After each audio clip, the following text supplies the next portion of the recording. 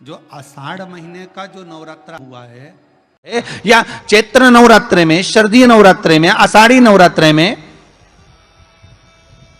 आदिक पौष नवरात्रे में हम शंकर की, हम जगत जननी जगदम्बा की जब स्थापना करते हैं, या हम नूतन घर का प्रवेश करते हैं, या गणेश जी की स्थापना करते हैं, या कोई दुकान को प्रवेश करते हैं, या कोई शुभ कार्य करने के लिए अग्रण्य होते हैं, तो हम कलश की स्थापना क्यों करते हैं? आज शिव महापुराण में शुरुआत में अपन शिव और पार्वती की यही संवाद को लेकर चलते।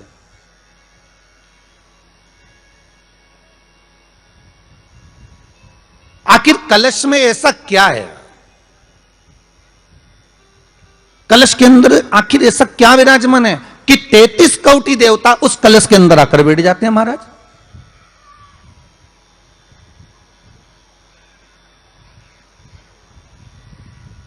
आप कोई यज्ञ करने जा रहे हो, आप कोई पोथी पुराण करने जा रहे हो, आप कोई अच्छा कार्य करने जा रहे हो, तो ब्राह्मण देवता कह देते कलश की स्थापना होगी, कलश की शोभा यात्रा निकलेगी, कलश यात्रा निकलेगी, कलश विराजमान होगा।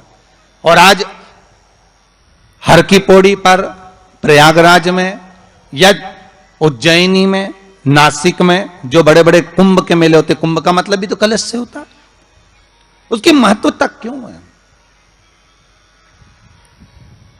उस कुंभ की, उस घड़े की महत्वता कहां से प्रकट हो गई? शिव महापुराण की कथा कहती है महाराज, भगवान ओघड़दानी शंकर स्वयं आद्य शक्ति जगदम्बा से कहते हैं कि जगदम्बा तू क्या चाहती है बोल। तो जगत जननी जगदम्बा कहती है कि जहां मैं हूं वहां शंकर है, ये आपने कह दिया, पर जहां शंकर है वहां पार्वती का होना जरूरी है। उसके लिए सिद्ध करने के लिए एक स्थान ऐसा बनाया जाए जहां पर शंकर विराजमान है और शंकर के साथ पार्वती विराजमान है। तो शिव जी ने कहा, पार्वती उसके लिए मैं तुझे एक सुंदर कलश का निर्माण कर देता हूं। दुनिया का रचनाकार, दुनिया की रचना करने वाले महाराज, संपूर्ण ब्रह्मांड की रचना करने वाले, जिनको भगवान शिव ने स्वयं ब्रह्मदेव से कहा है कि ब्रह्मा जी तुम सृष्टि खंड को आगे बढ़ाइए, सृष्टि की रचना करिए। और नाचते कूदते, ये कथा है, चंद्र घंटा माता की कथा चल रही है, याद रखना। चंद्र घंटा कितनी सुंदर कथा है। माँ दुर्गा भवानी के 9 रूपों में आती है, एक माँ चंद्र घंटा की कथा। कौन सी माता है? चंद्र घंटा। कब की कथा है ये?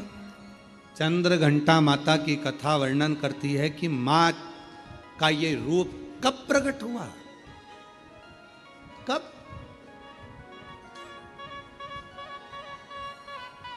किस जगह पर प्रकट होता है माँ चंद्र घंटा का ये रूप?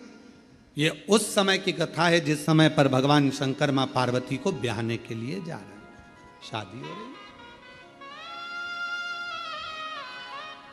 शिव जी दूल्हा बने हैं, मां पार्वती जी दुल्हन बनी है।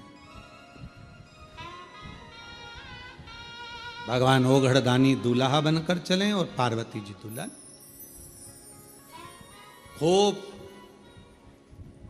सारे भगवान शिव जी को श्रृंगार करने वाले ढेरों आए। इंद्रदेव ने कहा ऐसा श्रृंगार करो, इंद्राणी बोलती है ऐसा करो, लक्ष्मी जी बोलती हैं ऐसा करो, नारायण बोलते हैं ऐसा करो, ब्रह्मा जी बोलते हैं ऐसा करो, ब्रह्माणी बोलती है ऐसा करो। खूब सारे पार्लर वाले आए, पर शिव जी का श्रृंगार नहीं हो पाया, शिव जी का श्रृंगार नहीं हो पाया। इतना जल्दी मेरे भोले बाबा तैयार नहीं होते।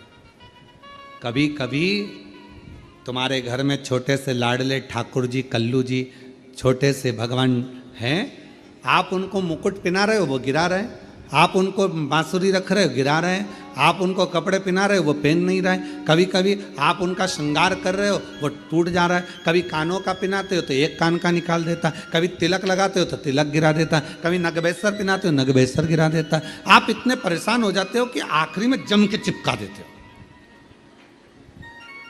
बोलो बोलो, सही है कि गलत है? अब की बार और तुमने उठाया, जम के चिपका दिया। तुम कितनी भी जम के चिपका दो, वो थोड़ी देर बाद फिर गिर गया, फिर गिर गया।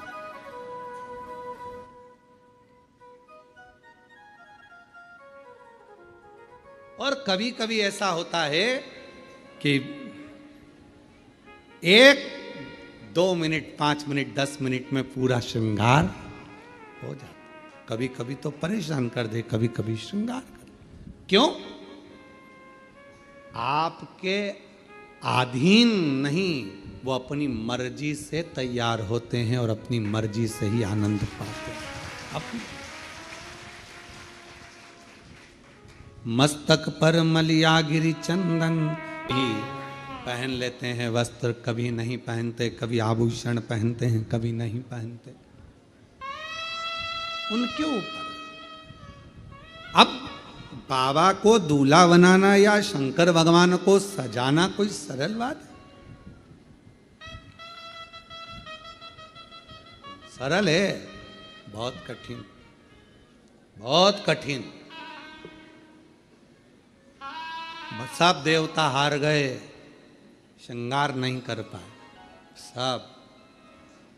और संपूर्ण भारतवासियों को, संपूर्ण देशवासियों को, संपूर्ण सनातनियों को इस कथा में से एक बात सीख लेना चाहिए। आप यदि भगवान शंकर के मंदिर में जाकर सावन के महीने में श्रृंगार कर रहे हैं, आप शिवरात्रि पे शंकर भगवान के मंदिर में श्रृंगार कर रहे हैं, मंदिर के लोगों में आपको सूचना दी कि मंदिर का श्रृंगार करना है, मंदिर में तैयारी करना है, तो आप अपने आप को किस्मत वाला समझना कि भोलेनाथ अपना श्रृंगार तुमसे करवा रहे हैं।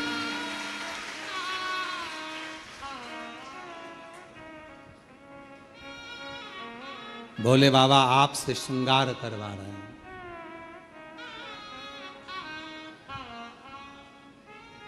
भगवान शिव जी ने अपना श्रृंगार भगवान विष्णु से नहीं करवाया, ब्रह्मा जी नहीं कर पाए, इंद्र नहीं कर पाए, गरुण वरुण नहीं कर पाए, भगवान शंकर का श्रृंगार कोई नहीं कर पाया। और अगर आप शिव जी के मंदिर में जाकर श्रृंगार कर रहे हो, सावन के महीने में शंकर भगवान को सजा रहे हो, आप शिवरात्रि पर भगवान शंकर का श्रृंगार कर रहे हो, तो समझ लेना कि भगवान शंकर जब नारायण जी से नहीं करवाए, ब्रह्मा जी से नहीं करवाए, तो तुम कितने शिव जी के प्रिय हो गए जो तुमसे भगवान श्रृंगार करवाए, तुमसे करवाए। और वो कितना मस्तक पर मलिया गिरी चंदन ऐसा तिलक लगाया।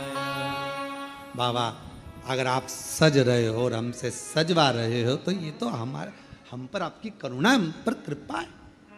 पर किसी किसी को अहंकार आ जाता है, मंदिर में तैयार करते करते किसी किसी को अभिमान आ जाता है, अगर मैं मंदिर नहीं गया तो श्रृंगार नहीं होगा। कई कई माताएं नहीं कह देती, मैं मर गई ना उस दिन मालूम पड़ेगा, तो मर जा। अभी देख लेते, ऐसे मरने से काम नहीं चलेगा।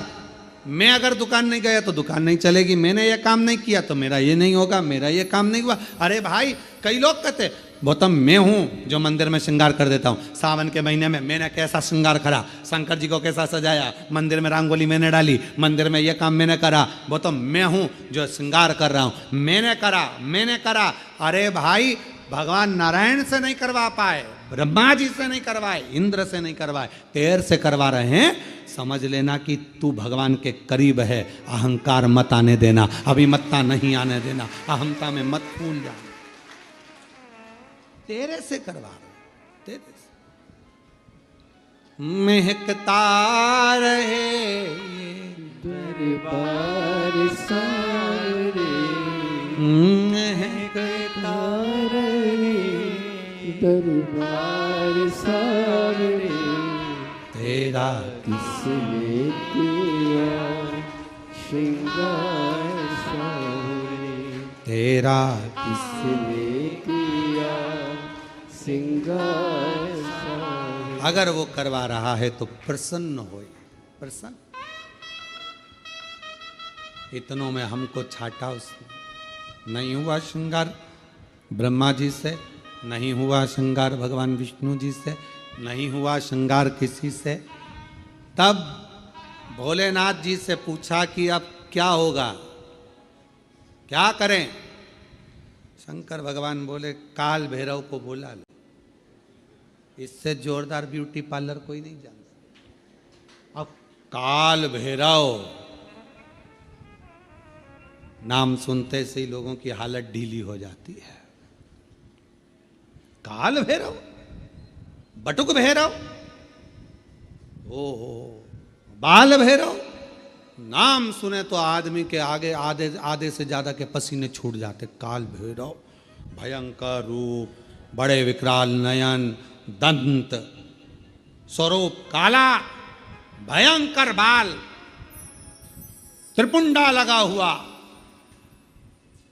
अब इतना तो क्या, तुमने देखा होगा ब्यूटी पार्लर वाले जितने भी होते हैं पहले खुद का श्रृंगार करते हैं। जब वो ही सुंदर नहीं होंगे तो दूसरे को क्या खाक सुंदर बनाएंगे?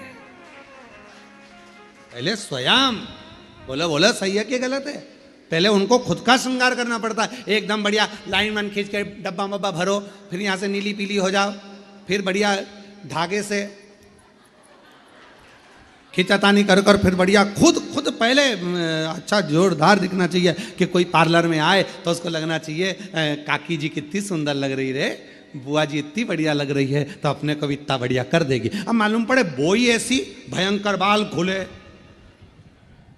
दांत बड़े बड़े, टीकी लंबी चौड़ी, और होठ काले और दांत सफेद, तो फिर तो वो हमारे यहाँ श्राद्ध पक्ष में हमारे यहाँ दीवार पर वो गोबर से बनाती हैं संजा, तो उसमें गाती हैं हिरनी को बड़ा बड़ा दांत कि थारी अम्मा मारेगी कि कूटेगी, संजावाई चली ससुराल।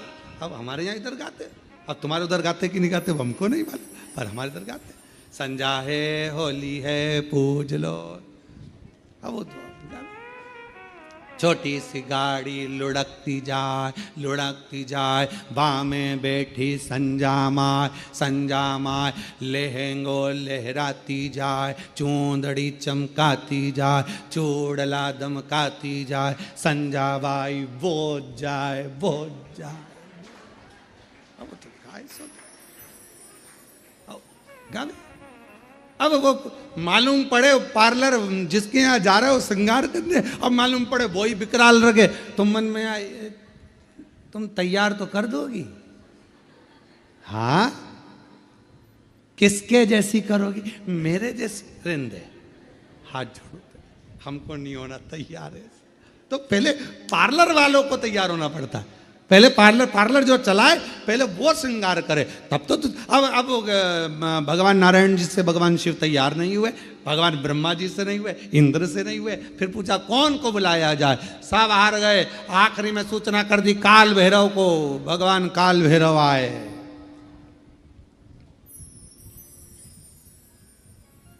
काल भैरव, और जो काल भैरव पहुंचे शंकर भगवान के सामने, शिव जी से पूछा प्रभु क्या करना है? शंकर भगवान कहे तैयार कर दे। तैयार? हाँ।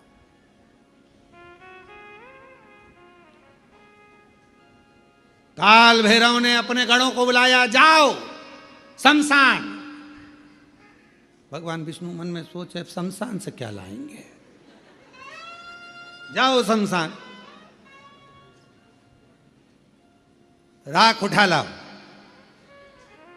लक्ष्मी जी ने नारायण भगवान से कहा हो गया तैयार, हो गया। अब राख लपेटने से कोई दूल्हा तैयार। अरे भाई पूरी जिंदगी लपेटो, पर शादी में तो अच्छे से डेंटिंग पेंटिंग करके बढ़िया अच्छे से तो रहो, है? घर में जब शादी होती है ना तो घर का जो बूढ़ा व्यक्ति होता है ना 70-80 साल का, भले बुढ़ा हो गया पर उसके भी बाल रंग देते हैं, डाई कर दो इनको भी डाई कर दो, और मुंह में नहीं दांत, और टाई माई बांध के दरवाजे पे बुजुर्ग जो होते ना दादा दादी, उनको दरवाजे पे बोर मोर बांध के नथनी पिना के, दादी बेचारी घी एकदम, और लहंगा पिना दिया, चोली पिना दी, चूड़ा पिना दिया दादी जी के, और एकदम कमजोर, पूरे मुंह पे सल, हाथ में सल, क्योंकि 80, 85, 90 साल के, और दादाजी और ज्यादा बेचारे शिथिल, डंडा पकड़े, और मालूम पड़े टाई कोट सब पिना के, मुंह में दांत नहीं, पूरे गाल अंदर पूरे, और दादाजी एकदम दुबले पतले, और 25 बार वहीं पर खड़े खड़े सबसे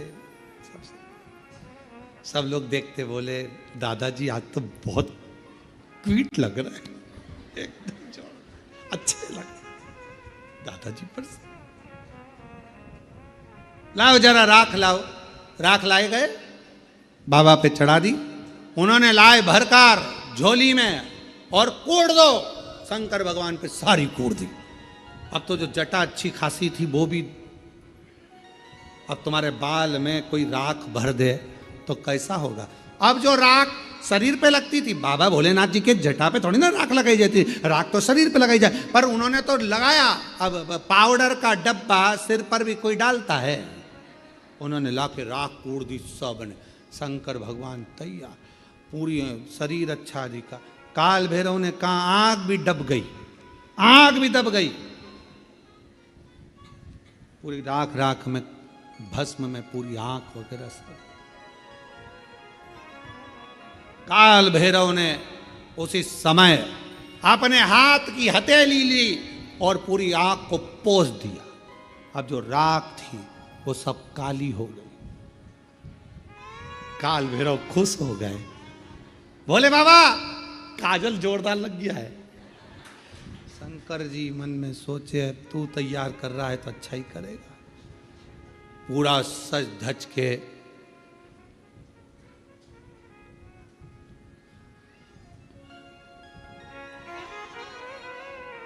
श्रृंगारित होकर, जाओ जल्दी मुंडों की माला लाओ। भगवान ब्रह्मा जी को चक्कर आए। सो भगवान ब्रह्मा जी बोले शादी में फूलों की पहनते कि मुंडों की पहनते हैं, जल्दी जाओ। गए शमशान में, मुंडों की माला लाए। अब एक शमशान में किसी दुकान में तुम जाकर कहो कि हमको एक काम करो कि 50 बिस्कुट के पैकेट दे दो, उसकी दुकान पे है ही नहीं 50। किसी शमशान में इतने मुंडे ही नहीं। अब वो तो जितने जले होंगे उतने ही मिले होंगे।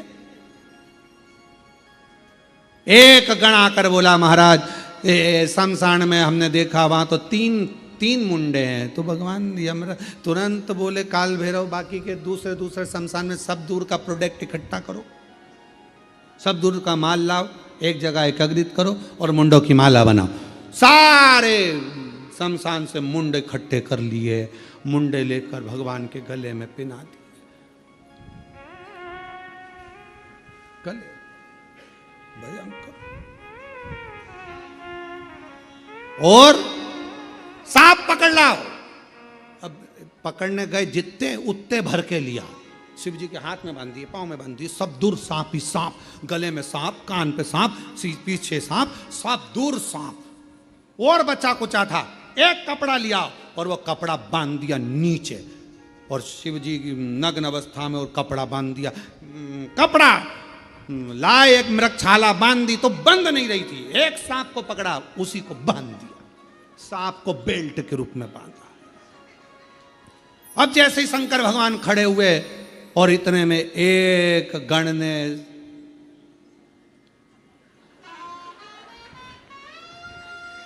और जैसे ही उन्होंने पुंगी बजाई, बजाते से ही सांप, जैसे ही उसने नाचना चालू करा, मृगछाला नीचे। भोलेनाथ जैसे थे वैसे की वैसे। काल भैरव ने समझाया सबको, सब सांपों को वापस बुलाया, मीटिंग ली और मीटिंग में कह दिया देखो जो जहाँ है वो में ही रहेगा। बैंड बाजे कितने ही बजे, सहनाई कितनी बजे, कुछ भी बजे, पर अपने को नहीं नाचना, सब नाचेंगे, अपन वैसे ही रहेंगे। ठीक है, बिल्कुल ठीक है। सब बंद। चली बारात, भयंकर स्वरूप, भूत प्रेत डाकनी पिशाचनी भयंकर नाद करते हुए सब शिव जी को देख रहे थे। जितने भूत चुड़ैल सब शंकर जी पे से निछावर कर रहे थे। कोई राइनोन लाके नजर उतार रहा था। तो लक्ष्मी जी ने भगवान विष्णु से पूछा कि राइनोन क्यों उतार रहे हैं? कोई सुंदर होता है तो उतारी जाती है। अब ये सुंदरता तो कहीं दिख नहीं रही है। जितने भी रिश्तेदार मिलेंगे पार्वती के सब भग जाएंगे। सुंदरता तो कोई दिख नहीं, इतना क्या।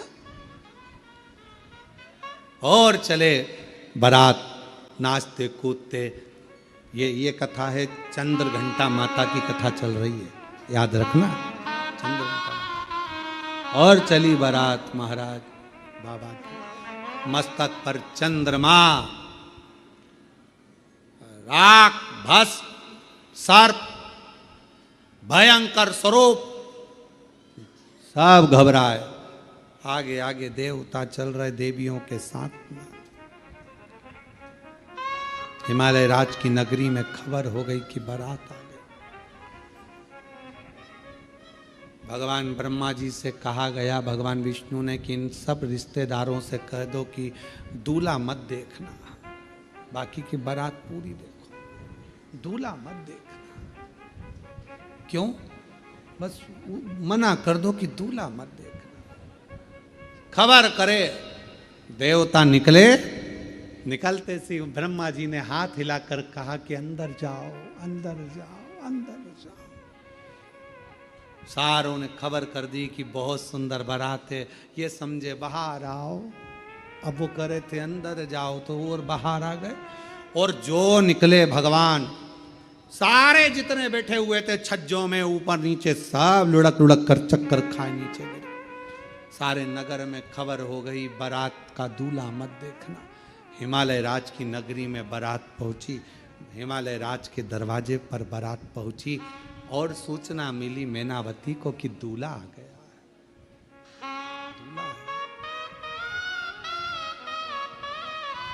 दूल्हा है। और थाली तैयार करी। दरवाजे पर जब दूल्हा आता है तो सास आरती उतारती। दरवाजे पर जैसे ही पहुंची मैनावती, जो शंकर भगवान का स्वरूप देखा तो चक्कर खाकर मैनावती के हाथ की थाली नीचे गिर गई। बेटी नहीं भी आऊंगी, बेटी नहीं भी आऊंगी, बेटी नहीं भी आऊंगी। हिमालय राज जी ने को मालूम पड़ा कि दूल्हा आया है, देखूं। जाकर देखा तो कैसे ब्याहूं बेटी को, स्वरूप देखकर मना कर दिया। नहीं कर सकते, नहीं कर सकते। सब घबरा रहे थे। खबर पहुंच गई मां जगत जननी जगदम्बा अम्बा के पास, पार्वती जी के पास। दूल्हा तो आया है पर रूप अच्छा नहीं, भयंकर रूप रखकर आया है। पार्वती हाथ जोड़े तेरे, शादी कैंसिल कर दे, विवाह कैंसिल, विवाह मत कर पार्वती। दूल्हा भयंकर। पार्वती जी बोली, एक बार मुझे भी तो देखने दो। जिसके बारे में इतना सुना था, आराधना करी थी कि कर्पूर गौरम करुणावतारम संसार सारम सदा वसंतम हृदयारविंद भवम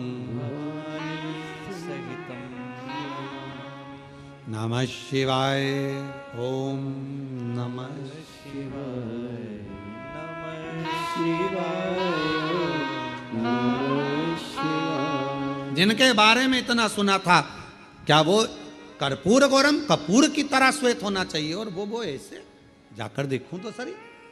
जो मेरी मैया सिर पर पल्लू डालकर, नैनों में सुरमा लगाकर, हाथ में चुड़ला, पाँव पैजनिया, कमर करदनिया, सिर में गजरा, माथे पर बेंदा, मस्तक पर बिंदी, नाक में नथनी, होठों पे लाली, कानों में बुंदा, गले में हरवा, और मेरी माँ पहुंच गई दरवाजे पर, द्वार पर। शंकर भगवान को देखा, मुस्कुराए, प्रसन्न। कुछ नहीं देखा पार्वती जी ने, कुछ भी नहीं। केवल एक ही चीज देखी, शिव जी का ऊपर राख कितनी, ये नहीं। शंकर जी के तन पर कितने सांप बिच्छू, ये नहीं। पार्वती जी ने केवल एक ही चीज देखी कि उनके मस्तक पर चंद्रमा है। मस्तक पर चंद्रमा। मस्तक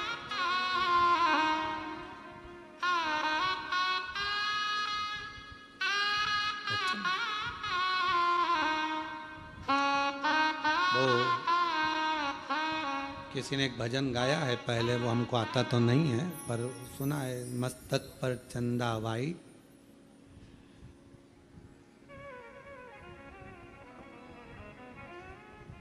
आसमान मून लाइट और मेरे भोले बाबा ब्रिलियंट हैं, ऐसा कुछ भजन उन्होंने गाया है, स्मरण किसी ने गाया ये भजन, बड़ा सुंदर गाया। पार्वती मैया ने देखा, कुछ नहीं देखा मेरी जगत जननी मैया ने, केवल चंद्रमा देखा, केवल चंद्रमा, केवल चंद्रमा।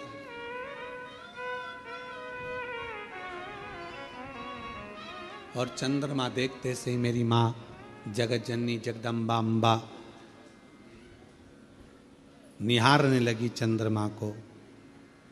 चंद्रमा ने माँ अम्बा जगदम्बा को देखा,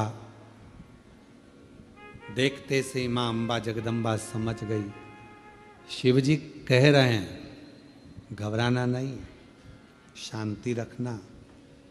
सारा शरीर सांप बिच्छू राख और मुंडों से भर कर लाया हूं, पर आखिरी में चंद्रमा साथ लाया हूं।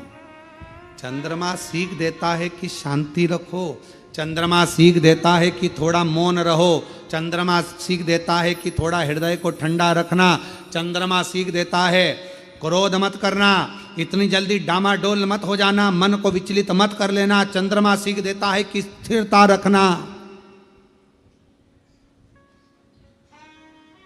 विघ्न आया है कटेगा, चंद्रमा स्थिरता दे रहा, शांति दे रहा, मौन दे रहा। और माँ ने हाथ जोड़ लिए बाबा भोलेनाथ जी के, चंद्रमा को देखा और देखकर कहा चंद्र आप शिव जी को लेकर आए हो यहाँ, जितनी शीतलता मेरे शिव जी में है उतनी शीतलता मुझ में देना, शांति जितनी शिव में है उतनी शांति मुझे देना, धैर्य मुझे देना, विश्वास मुझे देना कि मैं डिगू ना। भीतर प्रवेश हुआ बारात का। पार्वती जी ने हाथ जोड़कर कहा मैं वरमाला तो पहनाऊंगी, मना नहीं है, पर चंद्रमा को उतार दो, क्योंकि मैं आपको पहनाना चाहती हूं, चंद्रमा को थोड़ी। मैं आपकी अर्धांगिनी होंगी, चंद्रमा की थोड़ी। चंद्रमा नीचे उतरने लगे तो शिवजी से पूछा मैं कहां जाऊं, कहां? पार्वती जी कहती हैं जब मैं शंकर जी को माला पहनाऊं उस समय चंद्रमा मेरे मस्तक पर हो, और जिस समय पर शिव जी मुझे माला पहनाए तब चंद्रमा शिव के मस्तक पर हो। शिव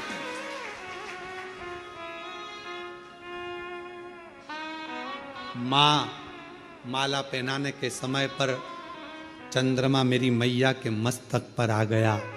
चंद्रमा को देखकर मेरी माता ने कहा शीतलता देना, शांति देना, धैर्य देना, मौनता देना और हृदय को संतोष देना। इसलिए आज भी माँ जगत जननी ने मस्तक पर जैसे ही चंद्रमा लिया, शिवजी के गले में माला पहनाई, माला पहनाते से ही शंकर भगवान कहते हैं हे चंद्र घंटा, हे चंद्र घंटा, हे चंद्र घंटा, तेरी शीतलता, तेरी शांति, तेरा हृदय की आनंदता आज मुझे सुख दे गई। पार्वती सारा नगर मुझे देखकर हाय हाय कर रहा था, घबरा रहा था, पर तू नहीं घबराई। पार्वती जी कहती हैं जब आप मस्तक पर चंद्रमा लेकर आए तो मुझे समझ में आ गया कि आप मुझे प्रेरणा दे रहे हैं कि शांति रखना, संकट आया है कटेगा, चिंता मत करना, ये भयंकर रूप भी मेरा टल जाएगा और मैं कर्पूर गौरम। बोले चंद्र घंटा माता की, चंद्र घंटा माता की। 9 देवियों में एक देवी की आराधना चंद्र घंटा के रूप में होती है। क्यों होती है? कि घर में शांति रखो, मन में शांति रखो, थोड़ा संकट आया है टलेगा। कितना बड़ा संकट था, शिवजी का इतना विकराल रूप था, लोग घबरा रहे थे, डर रहे थे, पर शिवजी ने चंद्रमा को रखकर शीतलता दी थी कि जो समझ गया मेरे रूप को वो फिर भटका नहीं।